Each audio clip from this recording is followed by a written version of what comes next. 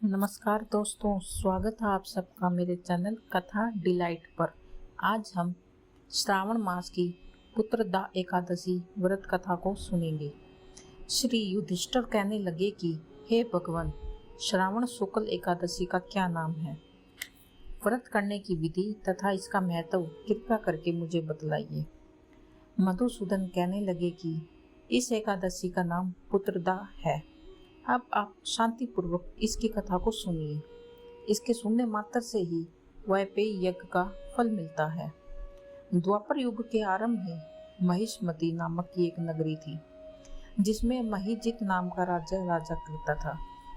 लेकिन पुत्रहीन होने के कारण राजा को राज्य सुखदायी नहीं लगता था। उसका मानना था कि जिसके संतान न हो उसके लिए यह लोक और परलोक दोनों ही दुखदायी होते हैं। पुत्र सुख की प्राप्ति के लिए राजा ने अनेक उपाय किए, परंतु राजा को पुत्र की प्राप्ति नहीं हुई। वृद्धावस्था आती देखकर राजा ने प्रजा के प्रतिनिधियों को बुलाया और कहा, हे प्रजाजनों, मेरे खजाने में अन्याय से उपार्जन किया हुआ धन नहीं है। न मैंने कभी देवताओं तथा ब्राह्मणों का धन छीना है। किसी दूसरे की धरोहर भी मैंने नहीं ली है। प्रजा को पुत्र के समान पालता रहा हूँ। मैं अपराधियों को पुत्र तथा बाधुओं की तरह दंड देता रहा। कभी भी किसी से घृणा नहीं की, सबको सम्मान माना है। सज्जनों की सदा पूजा करता हूँ। इस प्रकार धर्मयुक्त राज्य करते हुए भी मेरे पुत्र नहीं है, सो मैं अत्यंत दुख हूँ। इसका क्या कारण है? राजा महिजीत की इस बात को विचारने के लिए मंत्री तथा प्रजा के प्रतिनिधिगण को गए। वहाँ बड़े बड़े ऋषि मुनियों के दर्शन किए। राजा की उत्तम कामना की पूर्ति के लिए किसी श्रेष्ठ तपस्वी मुनि को देखते फिरते रहे। एक आश्रम में उन्होंने एक अत्यंत विवृद्ध धर्म के ज्ञाता बड़े तपस्वी परमात्मा में लीन हुए निराहार, जितरेय, जिताता, जित क्रोध, सनातन धर्म के गुण तत्वों को जानने वाले समस्त शास्त्रों की ज्ञाता महात्मा लोमश मुनि को देखा, जिनका कल्प के व्यतीत होने पर एक रोम गिरता था। सबने जाकर ऋषि को प्रणाम किया। उन लोगों को देखकर मुनि ने पूछा कि आप लोग किस कारण से आए हैं? निसंदेह मैं आप लोगों का हित करूंगा।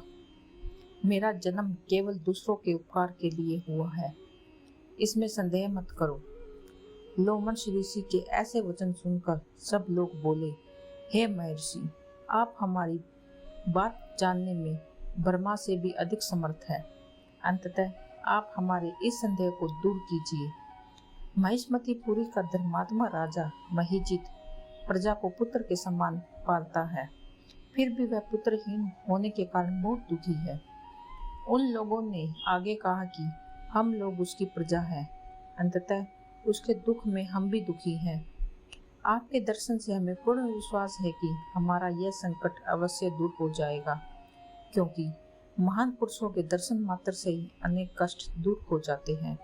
अंततः आप कृपया करके राजा के पुत्र होने का उपाय बतलाइए। यह बात सुनकर ऋषि ने थोड़ी देर के लिए नेत्र बंद किए और राजा के पूर्व जन्म का वृत्तांत जानकर कहने लगे कि यह राजा पूर्व जन्म में एक निर्धन वेश्या था। निर्धन होने के कारण इसने कई बुरे कर्म किए। यह एक गांव से दूसरे गांव व्यापार करने जाया करता था। एक समय ज्येष्ठ मास के शुक्ल पक्ष की द्वादशी के दिन मध्याह्न के समय जबकि वह 2 दिन से भी भूखा प्यासा था, एक जलाशय पर जल पीने गया। उसी स्थान पर एक तत्काल की ब्याही हुई प्यासी गौ जल पी रही थी। राजा ने उस प्यासी गाय को जल पीते हुए हटा दिया था और स्वयं जल पीने लगा, इसलिए राजा को यह दुख सहना पड़ा। एकादशी के दिन भूखा रहने से वह राजा हुआ और प्यासी गौ को जल पीते हुए हटाने के कारण पुत्र वियोग का दुख सहना पड़ रहा है। ऐसा सुनकर सब लोग कहने लगे कि हे ऋषि, शास्त्रों में पापों का प्रायश्चित भी लिखा है। अंततः जिस प्रकार राजा का यह पाप नष्ट हो जाए, आप कोई ऐसा उपाय बतलाइए। लोमश मुनि कहने लगे कि श्रावण शुक्ल पक्ष की एकादशी को, जिसे पुत्रदा एकादशी भी कहते हैं, तुम सब लोग व्रत करो और रात्रि को जागरण करो। तो इसे राजा का यह पूर्व जन्म का पाप अवश्य नष्ट हो जाएगा। साथ ही राजा को पुत्र की अवश्य प्राप्ति होगी। लोमश ऋषि के ऐसे वचन सुनकर मंत्रियों सहित सारी प्रजा नगर को वापस लौट आई। जब श्रावण शुक्ल एकादशी आई तो ऋषि की आज्ञा अनुसार सबने पुत्रदा एकादशी का व्रत और जागरण किया। इसके पश्चात द्वादशी के दिन इसके पुण्य का फल राजा को दिया गया। उस पुण्य के प्रभाव से रानी ने गर्भ धारण किया और प्रसव काल समाप्त होने पर उसके एक बड़ा तेजस्वी पुत्र उत्पन्न हुआ। इसलिए हे राजन, इस श्रावण शुक्ल एकादशी का नाम पुत्रदा एकादशी पड़ा। अंततः संतान सुख की इच्छा हासिल करने वाले इस व्रत को अवश्य करें। इसके महत्व को सुनने से मनुष्य सभी पापों से मुक्त हो जाता है और इस लोक में संतान सुख भोग कर परलोक में स्वर्ग को प्राप्त होता है। धन्यवाद।